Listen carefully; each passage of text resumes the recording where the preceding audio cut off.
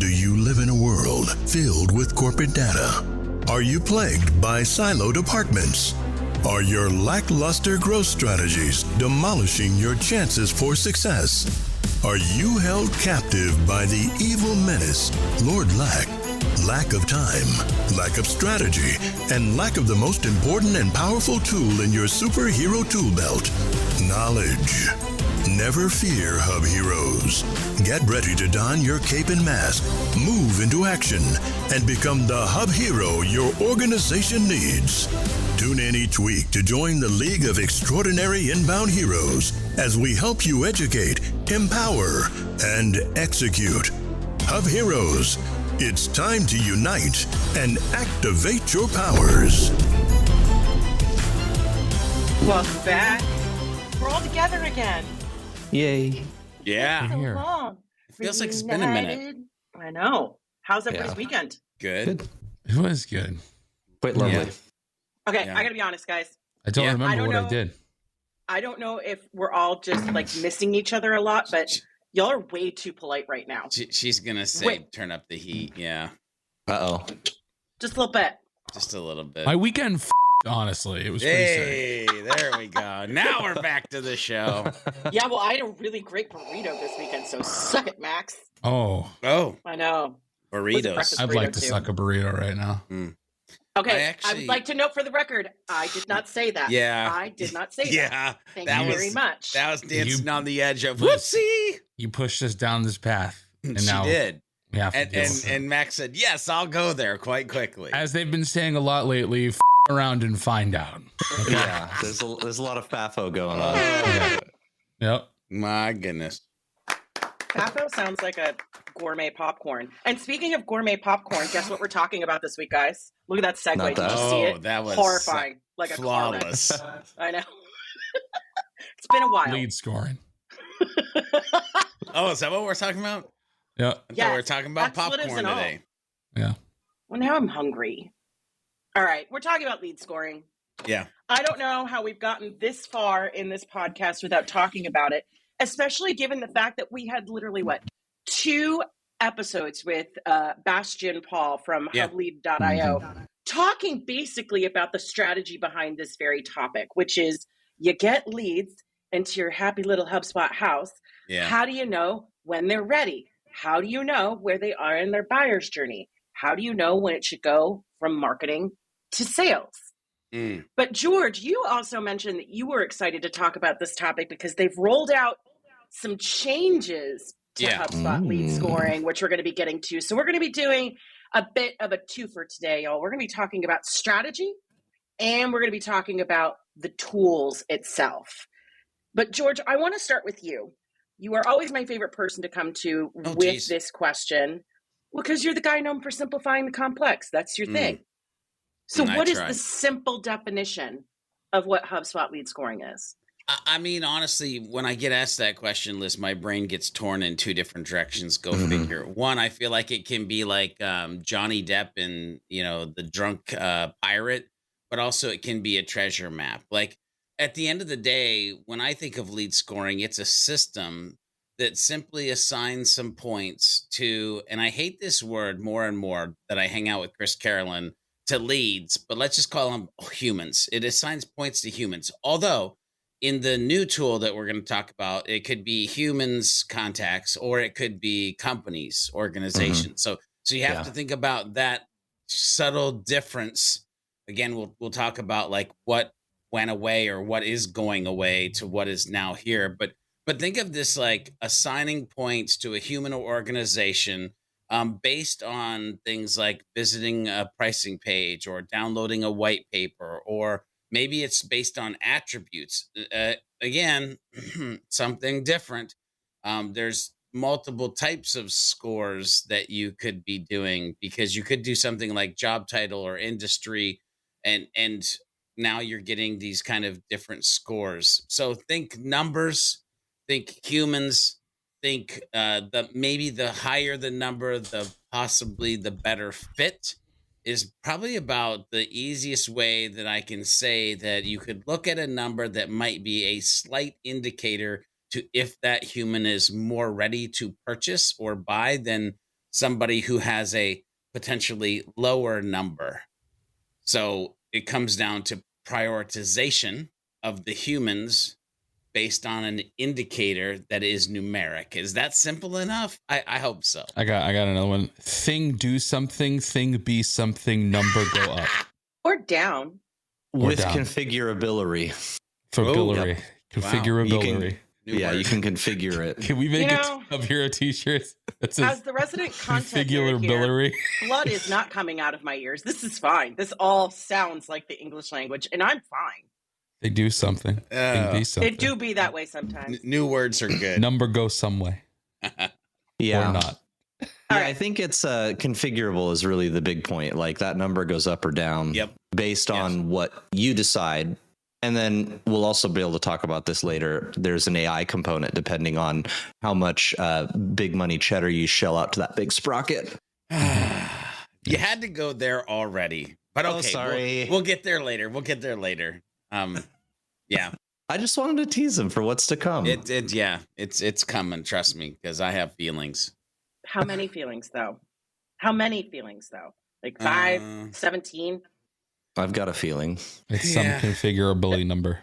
I love it. Configurability. Yeah, it's a configurable number depending on how this conversation goes.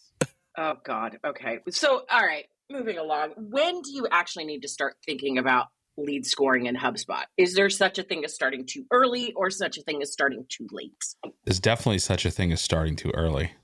I agree. Yeah. I remember. Yeah. Heck, when I was onboarding people haven't wrote a blog post yet, getting no leads whatsoever, and then being like, we need to set up this complex lead scoring thing. You're going to score exactly like, how many people?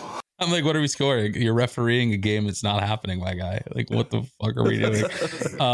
And it was sorry. Yeah. I remember I had this like really brutal client that he came in and he was like the consultant or something for this like big pharmaceutical company that was like about to get off the ground. And he's like, all I need to do is set up lead scoring. I'm like, my guy, this thing isn't even connected to a domain, my dude. Like, what is going on?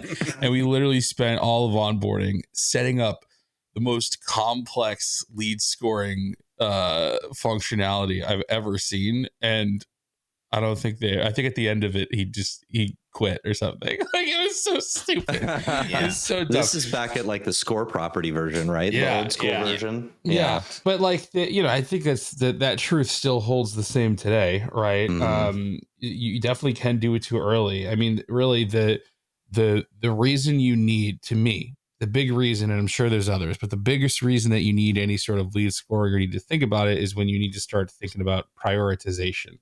Mm-hmm. Said contacts, companies, whatever it may be, for some reason, whether it's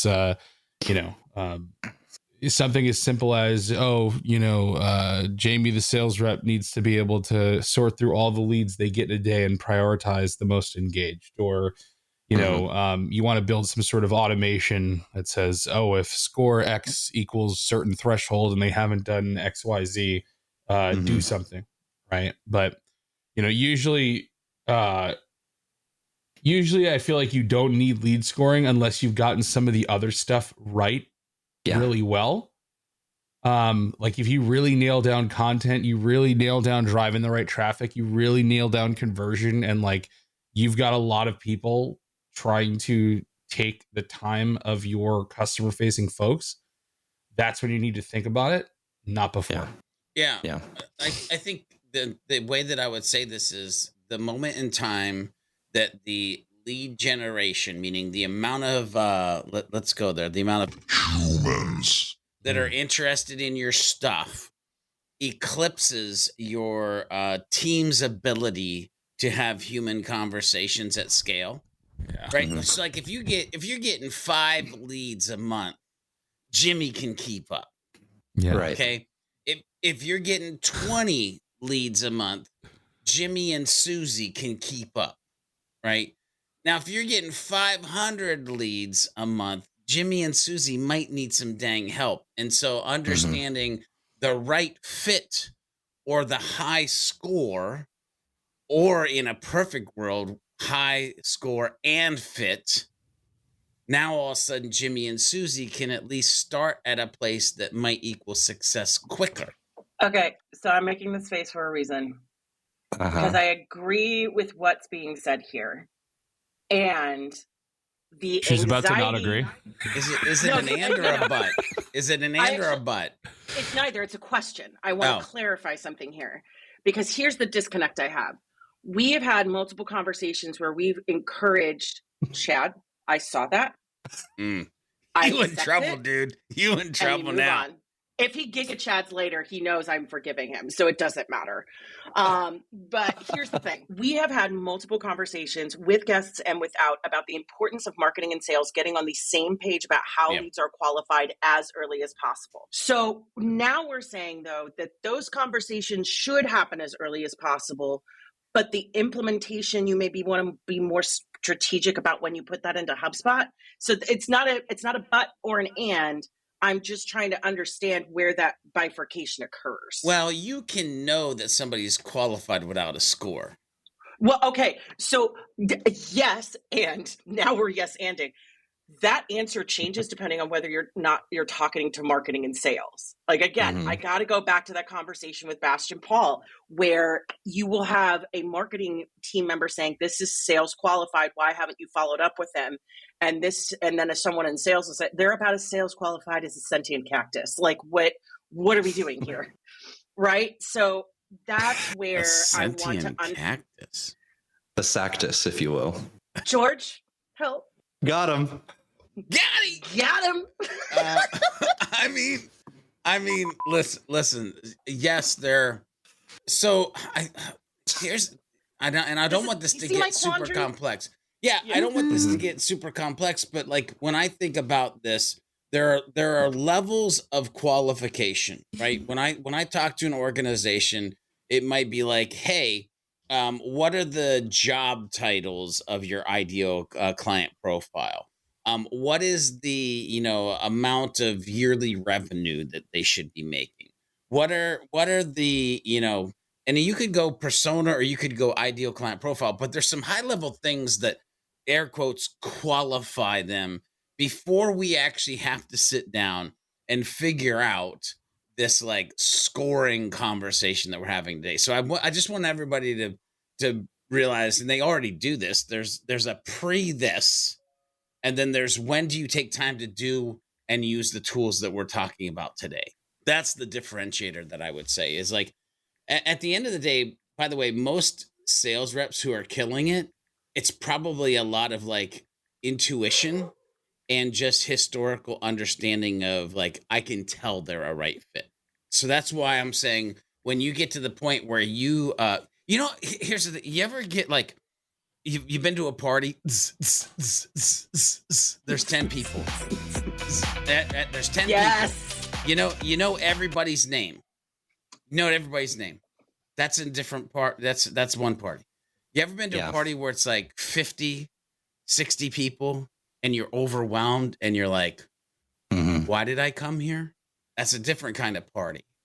What I'm saying is the organizations that are at a party of 10, they're just going to be able to know who they're supposed to talk to and realize, oh, I'm gelling with this person. You get into a party of 50 or 60, you're not real sure. You're back in the corner. And if I could put a lead score on above all of those humans' heads in that 60 to 70 person I only party, talk to 80 and higher. Yeah, I'd know where to head, right? So it's right. Yeah. I feel like I could end up derailing this conversation, so I'm going to accept this answer for now. It still feels a little gray. It still feels a little. I totally get what you're saying, George. I think depending on the size of your organization and what the influx is, you can kind of skirt the edges on when that conversation takes place. And I'll put a pin in it here. I think it is a very delicate moment of figuring out when the time is to strike. Because as we've seen specifically with HubSpot, people will say, I don't need a process now until they realize, crap, I needed a process 6 months ago. Yeah. Yes. And I would say it's the size of your organization. And there's some type of probably mathematical equation that could be added here. And the size of your audience. And I don't mean audience just as like subscribers to your blog, but like audience of like humans actively your looking TAM for a solution. Yeah. Your actual TAM, like all the people who want the thing you sell, right? Yep. I mean, I think that's like one of the things is when you really look at it, two things can be true at the same time, I suppose, right? Like you can have that conversation here or you can have it here, depending on what's best for what it is that you're trying to accomplish. I mean, I think, you know, going back to the original question there, it's like when do we really implement this? It's like if our leads are a graveyard, you know, we have nobody kicking around in there. It's just desolate. Like, obviously we don't need scoring, just like Max said, you know, and like when it comes to if our reps are drowning and they're wasting their time with like 20s and 30s and 40s, like we might know that these 20 and 30 and 40 prospect people, they might fit our profile of who we'd like to sell to, but they're not engaged. And, you know, they maybe filled out a form one time 6 months ago, you know, but if we don't have any kind of lead scoring, well, they're going to be like going for that person just as much as somebody who freshly filled out a form 5 seconds ago. Right. And I think that's just the differentiator.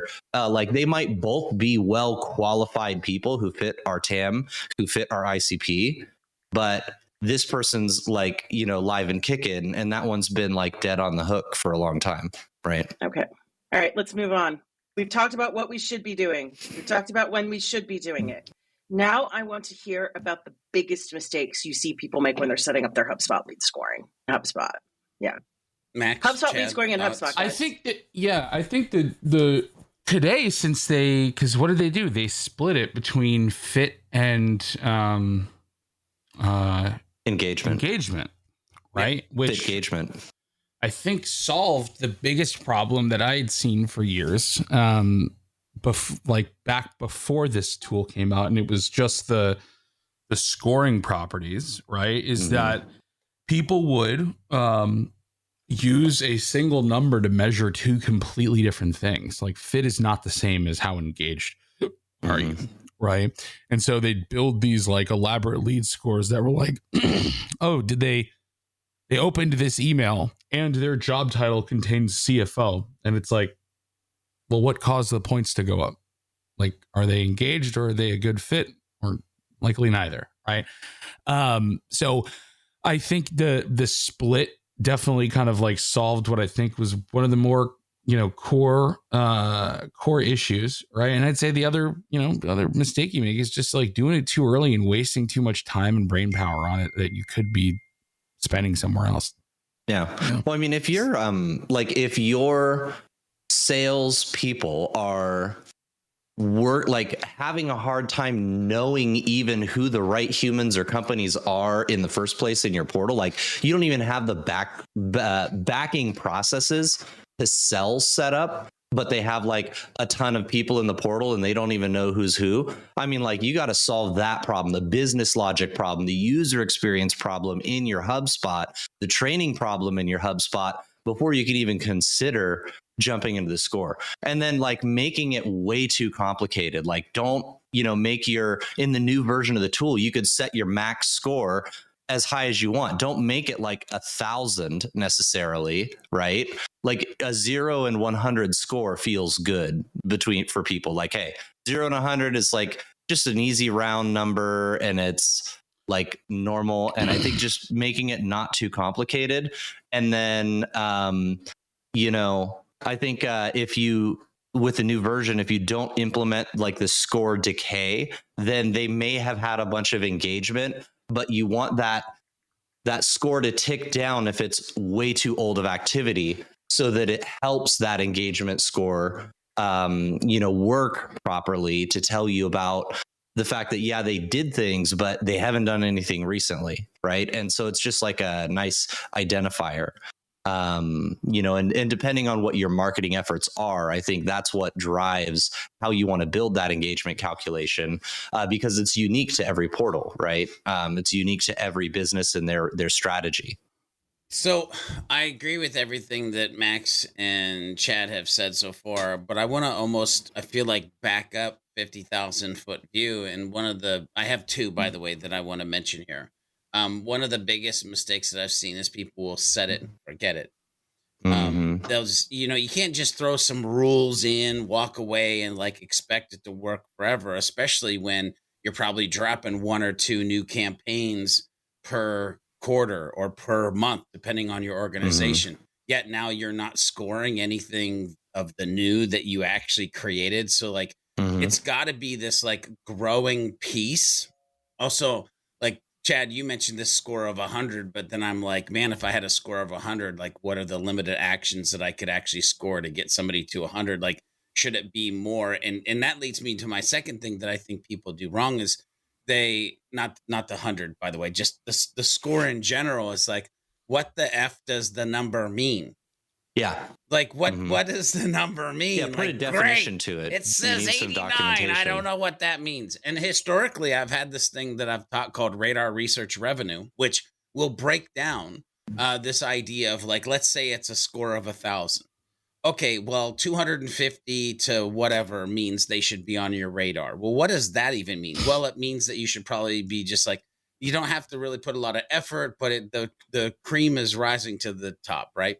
Then you get to maybe like 500 and all of a sudden they're, radar research revenue. Yeah. So their research. Well, what does that mean? Well, now you might want to go look at their social channels, or you might want to go look at their website, or you might have like a defined process that you have when it comes to like understanding if it's time to like get them into a questionnaire or a survey or a certain workflow that like gets them to convert a couple times to get them specific information that you are trying to research. And then you get to this level that maybe at 750, it's like revenue. Well, what happens? Well, you get an internal notification. We should have driven revenue yesterday because they could sell our ish to us. Like they know they've read 50 blogs. They've converted on 7 forms. Like, and so like having these action item ideas, these buckets around what a score gets to, and then actually having actions. Like we literally built like lists and emails and workflows all around this thing that is radar research revenue. So you could take action upon the information once it's delivered to you based on what HubSpot is doing. That is a very sounds involved. It sounds involved, and it's a much more detailed answer to my version of my answer, which is I am amazed. This is my simple version of this answer. It's not documented. Nobody documents their lead scoring. Nobody documents and shares it. Nobody documents it in a way that is digestible and understood by all. They just make the score and then expect people to understand it. I have worked with and been with numerous organizations where that has somehow been the case. Well, they're like, well, it's a high number. We assume they just know. It's like 75 could mean anything. What's a high number? Right. 75 out of, well, for a few of them, they assumed like, well, the best score would be 100. And so they're like 75, obviously, duh. And I'm like, that's not how any of that works. And then also another really maybe overly simplistic one is I love that they had the fit, not fit, but for a long time there, people were just focused on putting score attributes that were positive. And so you'd end up with competitors who are all over your website and being very active because they're very curious in what your content is. And they look like the best lead of all time, but they are a competitor. So little things like that. Yeah. And like it's really, really important if it's a, I guess, how would you say this? I don't want to say if it's a customer facing, if it's a user facing or like a rep facing score where it's like, okay, there is a number. You are going to see the number on a record. This is what it tells you, right? Like it's really important to educate people on that because like, again, how are they going to know, well, what's a high score? Like what if the score goes up to 500? What if it goes to 1,000? What if it's infinite? What if it's whatever? Right. You should want to be able to like tell people like, hey, this is the, threshold you want to look at if it's this, if it's that. Yeah. I forget, did they let you color code them now? Yeah, that's exactly what I was going to say is the new version of the scoring property has color coded thresholds. That's pretty sick. Essentially level off. So whatever your max score is, you say like 0 to 50 is low or 51 to 75 is medium. And it's like just like you can with the drop down properties these days as well. Yep. You can implement the tags or the labels or the colors. And that's a really easy way to tell people it's a good number without necessarily putting them through a big training saying what it is. That was one of my favorite parts about like in reporting. I know this is just a tangent, but like when gauge visualizations came out and you could put the bands and gauge visualizations and just give red, yellow, green, or whatever colors you want in that gauge visualization, it tells you if you're within your KPI target or not. It's like immediately able to make somebody who doesn't know how it's calculated understand that you're at least in the zone. Now they might not know how to make it go up or down, but they know it's in the zone. Now, one last thing I want to mention too is like, the deal score on deals, that's the newer feature that they've added. That's really helpful because it tells you little pluses and minuses as to what made it go up and down. And if I'm not mistaken, on this current score property, you still kind of have to look at the details or the history of the property to see what made it go up and down. But I hope that maybe it'll come into like its own custom card that's similar to that kind of a function like it is on the deal score, right? Yeah. Well, let's stick with the tool here for a minute. George, I want to turn it over to you because there are some of us who have been in the HubSpot portal game for a really long time, some of us who may be new, but what is new with the HubSpot lead scoring tool? Well, What's happening in there? It's a whole new tool, by the way, because that's one thing that we probably should have said at the very beginning of this episode is like, if you have HubSpot property score in place, you need to go and revisit that real quick, because it's getting ready to sunset, which means any system that you have historically built on that property is just not going to work anymore. And so instead of a property, it is a real tool. And when I say it's a real tool, what I mean is it is a tool that, one, if you have enterprise, you could create a score with AI. In Pro, you can't do that. But if you have Pro, you can literally create a contact engagement score. You can create a contact fit score. And these engagement or fit scores could be based off of contacts or companies. I alluded to that it could be human or organization at the beginning of this episode.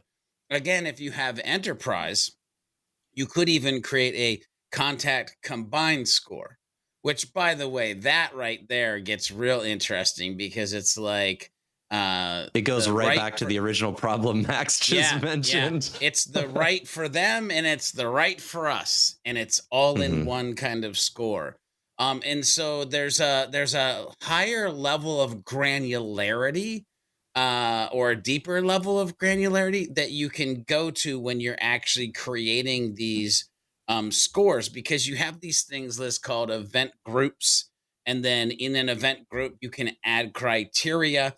And this could be anything from like calls to CTAs to documents to like, then you could even get into like web events, and then you can literally filter the web events on like page visited. But then after that, you can even filter it down further than that. And like, you can add time frames and you can add frequencies. And so like, you quickly realize that this is not just a positive attribute, add 5 points, negative attribute, minus 100 points. Like, it's way, way past that. You even have a thing in here where you can score every time, or you can limit to certain things as well. So again, I would just say like, and actually, what was that word? Custom of whatever? Configurability. Configurability. Yeah, configurability. The configurability of this thing to what you're trying to do. Now, here's one thing I will say. Warning. I need a boop, boop, boop. If you're on Pro, you get 5 scores. So you got to be real careful of like the 5 ways that you're going to implement this, unless you know that you're just going to put 5 in place because you're going to add more when you go to enterprise. That's not a sales pitch. I'm just letting you know, like, the limitation here is, one, without AI or with AI, it's enterprise. With that multi-score, it's enterprise. And if you're not on enterprise, you get 5 scores. Mm-hmm. And on that AI assisted one, it's supposed to like analyze successful conversations is kind of the tagline of what they say. So like it's supposed to look at things that influence the likelihood to close and help try and recommend. And it like, you know, even in the doc, like even the paywall, it shows like, oh, we're training a model on this, right? If you're looking at the paywall. But they're like trying to make the advanced scoring as intuitive as possible. I'm not exactly sure how that AI piece works with the combined score, if it helps like alleviate the issue of the original score property, which was both the fit and engagement score, or if maybe that's one that would be best used in the background for kind of the marketing team to get an overall health or score of the contact, but maybe not, you know, work with the sales team, or maybe that one would be better for the sales team. I'm not too sure. Also, with those legacy score properties, July 1st, 2025, you're no longer going to be able to edit your existing score properties. And then apparently August 31st, they're deprecating them entirely, I think, right? Yep. Or they'll stop updating. Yep. Because they're basically like lists in a property, multiple lists in a property or something like that. And that's how they used to work. And you can find out more information on that. And I'm just doing this because you should be checking this out anyway. In the right-hand side drop down, there's product updates. You can go to product updates and you can look at the score property sunset information if you are somebody who has that score property in place right now. Yeah, your workflows, if you're using it in a workflow, your workflows actually page throws it up in lights. And it's like, hey, you're still using this. Check it out. Yeah. Yep. Is there anything that we wish was different with the tool? I wish it locked it out until you've successfame used other tools. Like you have to earn it like a final You gotta boss. fucking earn it. Yeah, it's a badge. It's like a game unlock. That's amazing. Yeah, that's fun. You have to get these 3 achievements before you can even start working on that capture achievement. X amount of leads to unlock this tool. It's like I paid for it. Exactly. It's amazing. Performance-based. It's a performance-based DLC. I'm trying to think if there's actually anything. I'm sure there are. You know what I would do? I would ask the listeners, is there something currently that they wish that it would do? Because then they could let us know. I feel like it'd be. Yeah, maybe I'm wrong about this, but I feel like I tried to use it a while ago to be like, oh, like how would I go use that new lead scoring tool to say, you know, if a person went to like an event, give them a score. And the way I was like going to try to do that is say like, if the contact is associated to a custom object of a certain name with a certain label at a point, I don't think I was able to access like associated object data to build a score, but this was a long time ago, so I don't know if they've added it. Yeah, the new one, you can do associated object information for your score. It's custom objects too. If I'm not mistaken, I was just looking at building a score property a minute ago. Yeah, I mean, it's been a while since I looked at it, so it wouldn't surprise me if they built it in. Mm-hmm. No. Gentlemen, if you can believe it, we've come to the end of our time together. Oh, wow. What? That flew Yeah, I by. know. I literally George? can't believe it. Yeah. Help us land the plane. Yeah, for the fit What is score, it your- can. Sick. Sorry, I had to interrupt That's it because great. I had to tell Nice. tell Max that it could be done. I'm sorry. So it's fit instead of engagement. Damn it, that Chad. actually makes a lot of sense. Okay. Yep. Ruining Okay, everything we're done, with bye. knowledge. Awful. George, Take that, Lord Lack. what is your between 1 and 27 things you want our listeners to remember from this episode today? 28, please. No, one thing. Maybe. So I'm torn. It's funny, Liz. You know me so well. I'm kind of torn because my initial knee-jerk response is like, when creating lead scoring for your organization, please document it and train on it. Like, that's the first knee-jerk response of like, do that. But the other thing I would say is like, there's probably a large set of listeners that haven't even dipped their toe into this bad boy. And so the other side of my brain goes to, don't just ignore it. Like Max, even in this episode, well, it's been a while since I've used it or looked at it. Sure. HubSpot is really good at not being the HubSpot that you tested. HubSpot is really good at not being the HubSpot that you used 6 months ago. And so anybody listening out there that is like, that thing's janky because they looked at it when it was in beta, it's time to relook at it and think about, is it the right time for you to start using lead scoring in your organization? And if so, build a process, document it, train it, and actually go forward and use it for what it's meant to be used for, instead of just a piece of your navigation that you ignore like it doesn't exist. Like HubSpot project. Oh, God. Shots fired. Okay, Hub Heroes, we've reached the end of another episode. Will Lord Lack continue to loom over the community, or will we be able to defeat him in the next episode of the Hub Heroes Podcast? Make sure you tune in and find out in the next episode. Make sure you head over to thehubheroes.com to get the latest episodes and become part of the League of Heroes. FYI, if you're part of the League of Heroes, you'll get the show notes right in your inbox, and they come with some hidden power-up potential as well. Make sure you share this podcast with a friend, leave a review if you like what you're listening to, and use the hashtag HubHeroes on any of the socials, and let us know what strategy conversation you'd like to listen into next. Until next time, when we meet and combine our forces, remember to be a happy, helpful, humble human, and of course, always be looking for a way to be someone's hero.